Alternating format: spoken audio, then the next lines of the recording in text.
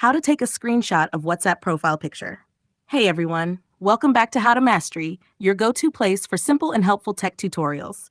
In today's video, I'll show you how to take a screenshot of someone's WhatsApp profile picture in just a few easy steps.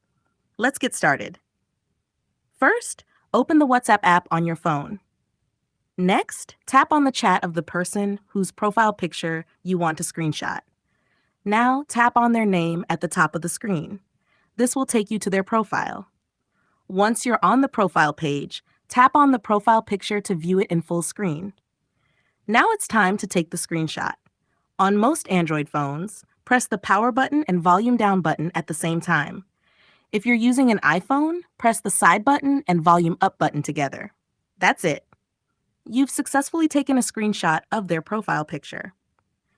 And just so you know, WhatsApp does not notify the other person when you take a screenshot of their profile picture.